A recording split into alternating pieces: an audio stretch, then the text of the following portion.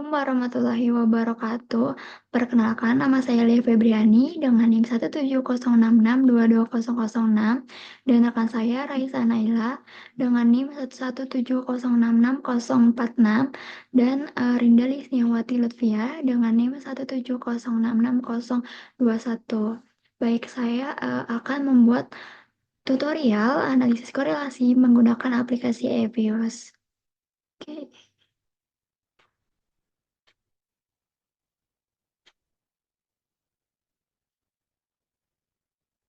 Jadi, yang pertama kita buka aplikasi Evios terlebih dahulu.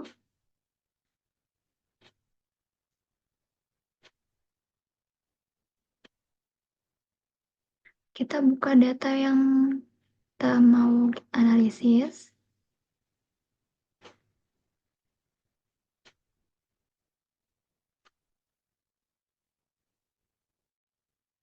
Jadi, analisis korelasi adalah analisis yang digunakan untuk mengetahui pola hubungan antar variabel.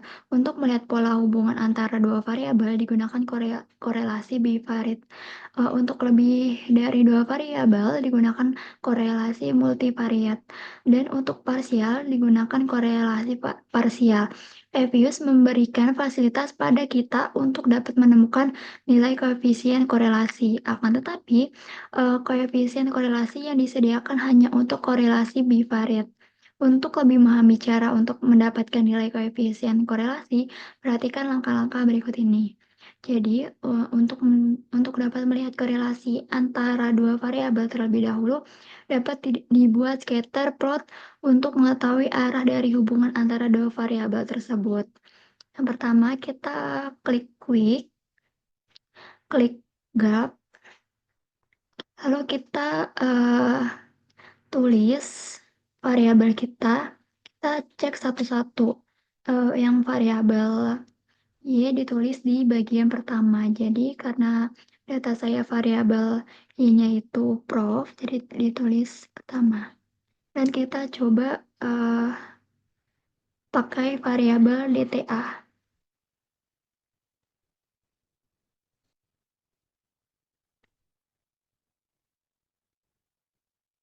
Lalu klik yang scatter dan klik OK. Nah, sehingga diperoleh hasil scatter plot seperti pada gambar ini. Lalu, untuk mengecek variabel yang lain, klik graph, tulis lagi di variabel Y, dan kita coba untuk variabel yang lain, misal size.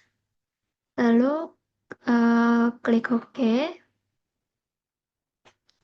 klik scatter di bagian spesifik, lalu klik OK.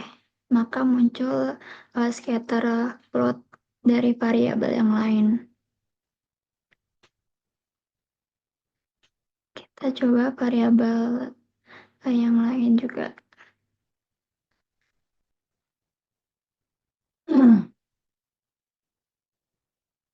Lalu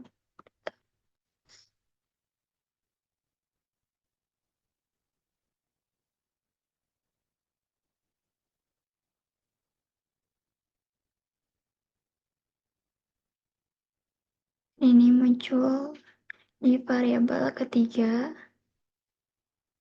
Lalu kita cek lagi.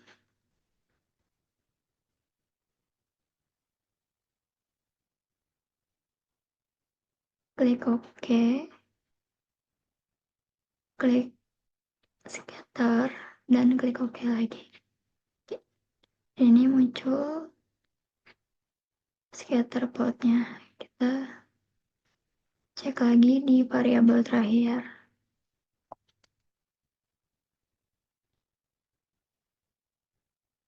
Lalu klik OK. Klik scatter. Lalu klik OK lagi. Maka muncul. Lalu yang kedua, untuk melihat besarnya koefisien korelasi berikut adalah, jadi yang pertama kita klik klik grup statistik, lalu pilih yang correlation. Oke, masukkan variabel seperti yang tadi. Misal ada di variabelnya yang pertama yaitu profitabilitas, dan kita mencoba DTA. DTA itu Deferred Tax Asset. Klik OK, lalu muncul diperoleh hasil sebagai berikut. Nah, jadi untuk memudahkan dalam mengopi hasil koefisien korelasi, klik freeze, dan hasil koefisien korelasi siap di copy di Word. Jadi ini untuk mengopi di Word. Lalu kita cek selanjutnya, variabel selanjutnya, pilih correlation, kita tulis variabel kita yang mau dicek.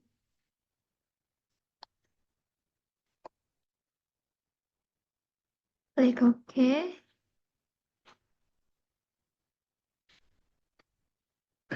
Lalu ini. Oh, kita ulang. Pilih correlation, kita ketik variabel yang kita pilih. Lalu klik OK.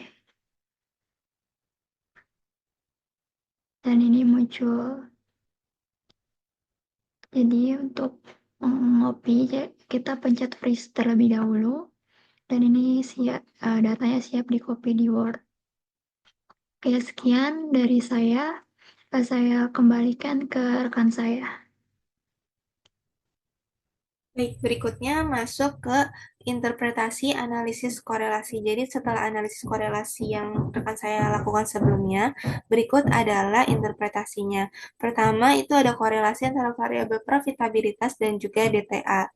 Nah, apabila dilihat dari scatter plotnya, dapat dilihat seperti ini, maka hubungan antara kedua variabel tersebut adalah moderate degree of negative correlation. Kedua variabel ini dikategorikan moderate degree of correlation karena apabila dibuat garis turun, garis tren menurun ke bawah, maka titik-titik ini cenderung jauh dari garis tersebut, meskipun masih ada yang mendekati garis.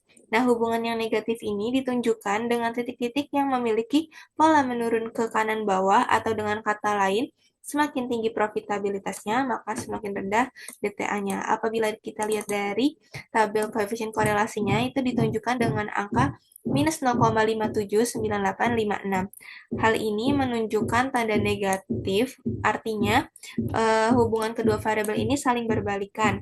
Jadi semakin tinggi profitabilitasnya, maka semakin kecil DTA-nya. Dan angka R atau nilai koefisien korelasi yang berada di tengah-tengah, maka dikategorikan hubungan keduanya ini adalah moderate. Nah, untuk korelasi berikutnya adalah korelasi variabel profitabilitas dan juga size. Jadi, ini kurang lebih sama seperti korelasi antara profitabilitas dan juga DTA, hanya saja hubungannya adalah positif, di mana hubungan yang positif ini ditunjukkan dengan titik-titik yang memiliki pola naik ke kanan atas, atau dengan kata lain, semakin tinggi profitabilitasnya, maka semakin besar size-nya. Apabila ditunjukkan dengan tabel koefisien korelasinya, maka didapati bahwa angkanya sebesar positif 0,571201, di mana angka R-nya ini bernilai positif. Nah, untuk berikutnya ada korelasi variabel profitabilitas dan juga tangible asset. Nah, berbeda dengan sebelumnya, untuk hubungan antara profitabilitas dan juga tangible asset ini dikategorikan sebagai low degree of positive correlation. Jadi kedua variabel ini dikategorikan sebagai low degree of correlation karena hanya sedikit titik-titik yang membentuk garis tren naik ke kanan atas, dan titik-titik ini cenderung membentuk garis vertikal. Nah, hubungan yang positif positif ini ditunjukkan dengan titik-titik yang memiliki pola naik ke kanan atas, atau dengan kata lain, semakin tinggi profitabilitas, maka semakin besar tangible asetnya. Nah, low degree of positive correlation ini juga dapat ditunjukkan dari tabel koefisien korelasinya, yang mana angkanya ini jauh dari angka 1, yaitu sebesar 0,162796. Nah, untuk berikutnya, korelasi variabel profitabilitas dan juga growth. Nah, ini kurang lebih sama seperti hubungan profitabilitas dan juga tangible asetnya, uh, di mana menunjukkan adanya hubungan low degree of positive correlation. Dan apabila kita lihat dari tabel koefisien korelasinya, maka ditunjukkan dengan angka 0,281249. Ini lebih besar daripada korelasi antara profitabilitas dan juga tangible asset sebelumnya. Nah, untuk yang terakhir itu ada korelasi variabel profitabilitas dan juga risk. Di sini ditunjukkan dengan scatter plotnya seperti ini. Berdasarkan hasil tersebut diketahui hubungan antara kedua variabel tersebut adalah nonlinear correlation. Nah, korelasi dari nonlinear ini dapat dianalisis lebih lanjut menggunakan metode koefisien seperti Spearman, Kendall, atau regresi polinomial. Nah, berikutnya masuk ke analisis regresi. Jadi analisis regresi ini digunakan sebagai alat untuk memperoleh suatu hubungan antara variabel. Nah, sebelum kita melakukan analisis regresi, kita harus menyiapkan data-datanya terlebih dahulu yang sudah dimasukkan ke dalam EViews. Untuk langkah pertama, kita klik quick, lalu ke estimate equation. Nah, di sini kita memasukkan variabelnya koefisien X1, X2, sampai dengan seterusnya. Karena di sini kita menggunakan 5 variabel X, maka X-nya sampai dengan X5. Karena di sini untuk penamaannya bukan sebagai Y atau X1, X2, dan seterusnya, maka kita sesuaikan di sini variabelnya. Variabel Y-nya adalah berupa prop, lalu di sini kita ketik C untuk koefisien, lalu untuk X1-nya ada DTA, X2-nya ada size, lalu untuk X3-nya ada change, lalu X4-nya ada growth, dan X5-nya ada risk.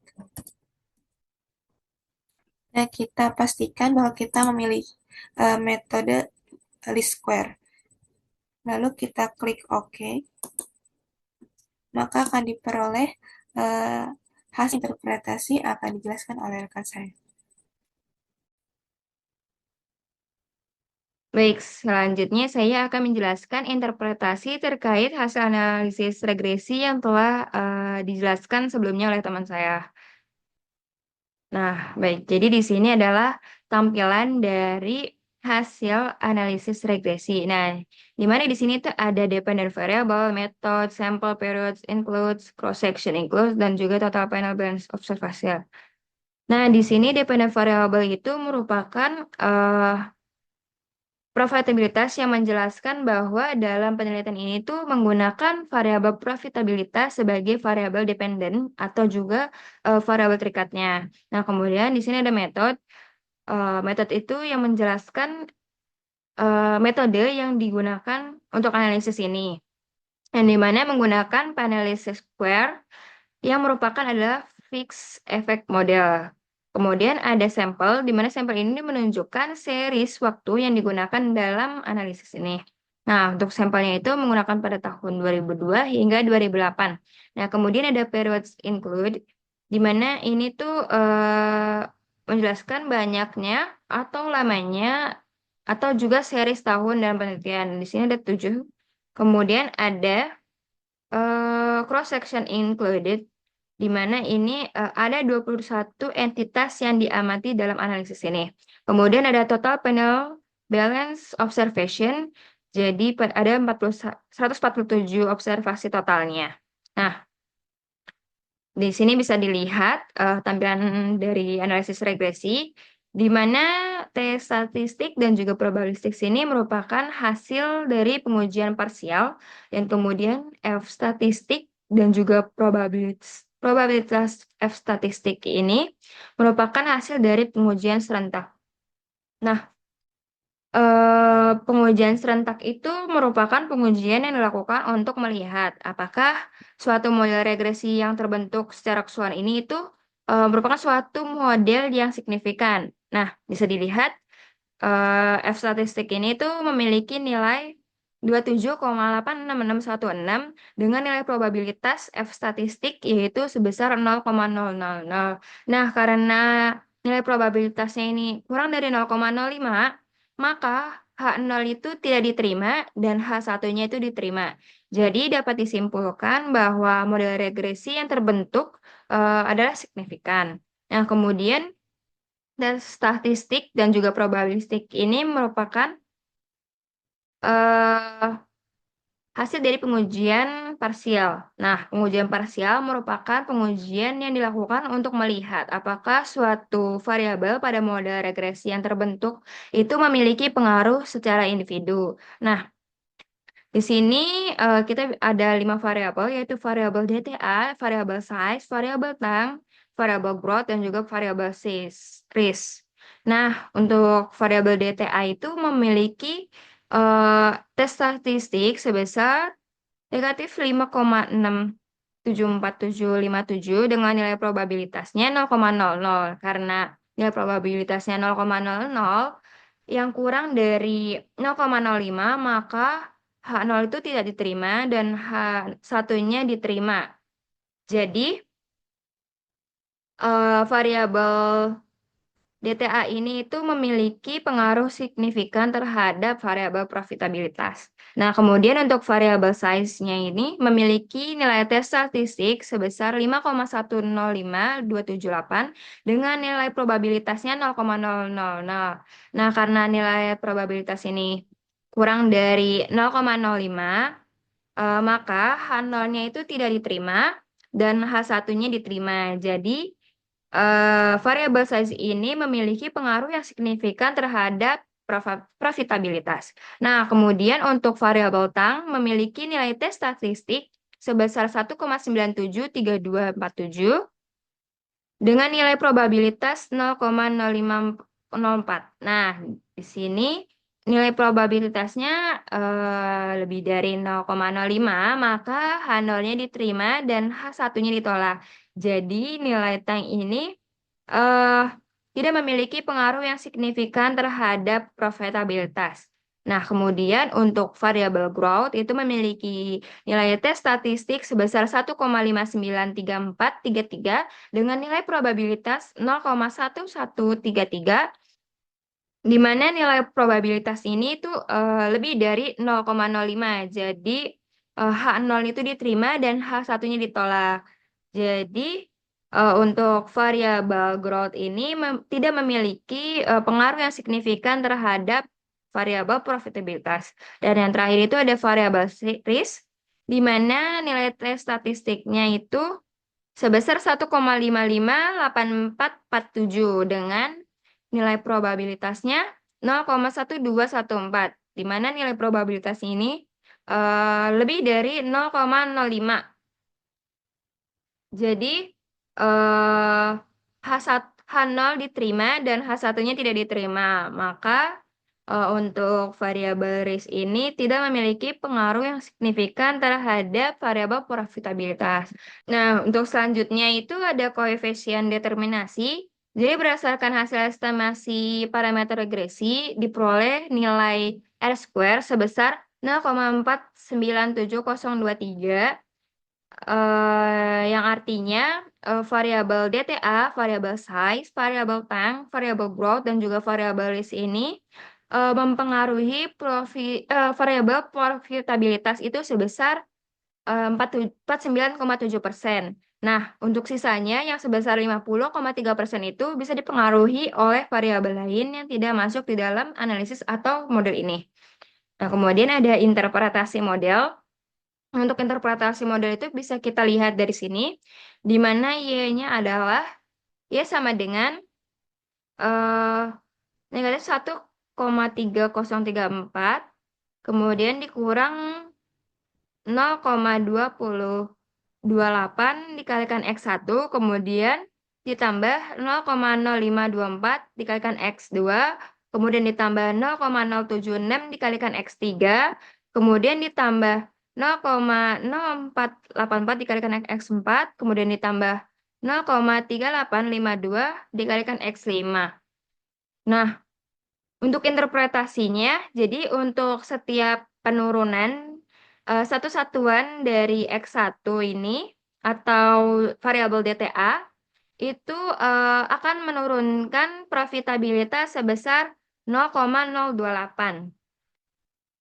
Kemudian untuk setiap kenaikan satu satuan dari variabel size ini akan menaikkan profitabilitas sebesar 0,0524. Nah, kemudian untuk untuk setiap kenaikan satu satuan dari variabel tang itu akan menaikkan profitabilitas sebesar 0,0764.